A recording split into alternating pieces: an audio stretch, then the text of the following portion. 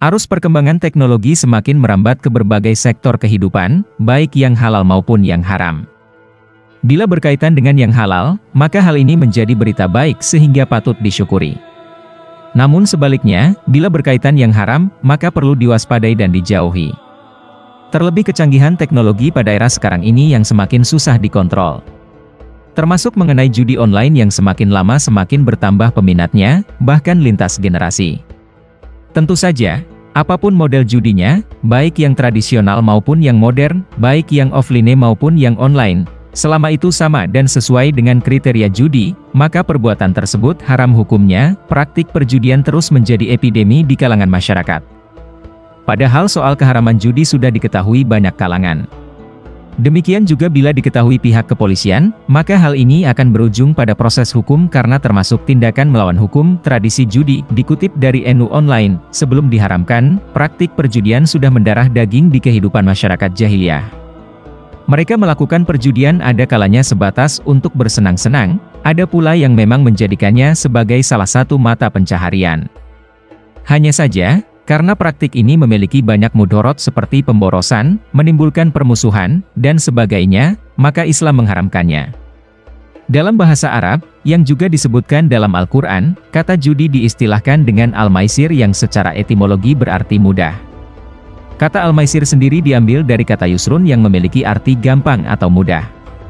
Alasan penamaan ini karena praktik judi dianggap sebagai upaya mendapatkan kekayaan tanpa harus bekerja keras. Tafsir Al-Kasyaf Juz 1, halaman 427. Zaman jahiliyah merupakan masa saat Nabi Muhammad SAW belum diutus.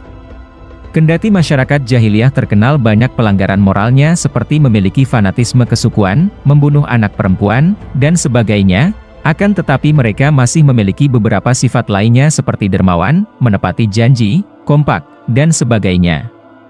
Salah satu ekspresi kedermawanan ini adalah kebiasaan meminum homer dan berjudi. Mengonsumsi homer bagi mereka merupakan simbol kedermawanan, karena disinilah mereka bisa menghambur-hamburkan uang. Sementara dalam praktik judi, biasanya keuntungan hasil permainan ini akan disedekahkan untuk fakir miskin. Keharaman judi, praktik perjudian bagi masyarakat jahiliyah sudah begitu mentradisi dan menjadi bagian dari hidup. Dalam surat Al-Maidah ayat 90-91 Allah Azza wa Jalla berfirman, "Wahai orang-orang yang beriman, sesungguhnya minuman keras, berjudi, berkurban untuk berhala, dan mengundi nasib dengan anak panah, adalah perbuatan keji dan termasuk perbuatan setan. Maka jauhilah perbuatan-perbuatan itu agar kamu beruntung." Dengan minuman keras dan judi itu, setan hanyalah bermaksud menimbulkan permusuhan dan kebencian di antara kamu, dan menghalang-halangi kamu dari mengingat Allah dan melaksanakan sholat, maka tidakkah kamu mau berhenti? Ayat tersebut merupakan penegasan status keharaman judi. Ayat yang mutlak tentang keharaman judi ini menunjukkan bahwa seluruh bentuk perjudian dihukumi haram. Oleh karena itu, sudah sepatutnya kita selaku orang beriman menjauhi perbuatan terlarang ini. Menjauhi judi bukan hanya semata-mata mentaati aturan agama, lebih dari itu dampak negatif dari perbuatan ini juga bisa kita hindari.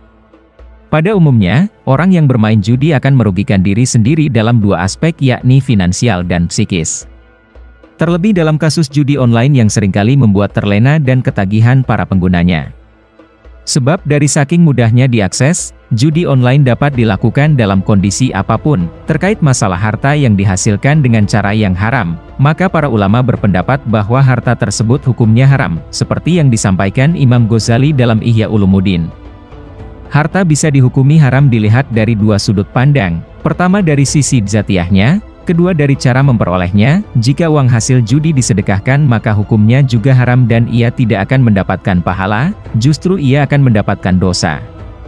Seperti penjelasan hadis yang diriwayatkan Ibnu Hibban dalam kitab Jami'ul Ulum, barang siapa mendapatkan harta haram kemudian bersedekah dengannya, ia tidak mendapatkan pahala di dalamnya dan dosa menjadi miliknya. Hadis riwayat Ibnu Hibban. Kesimpulannya, alasan judi diharamkan dalam Islam karena memiliki beberapa faktor, yaitu merugikan banyak pihak, bisa menyulut api permusuhan antar sesama, membuat seseorang lalai untuk beribadah kepada Allah Azza wa Jalla, dan pelakunya bisa terjerumus dalam mengonsumsi barang haram karena uang hasil judi jelas haram.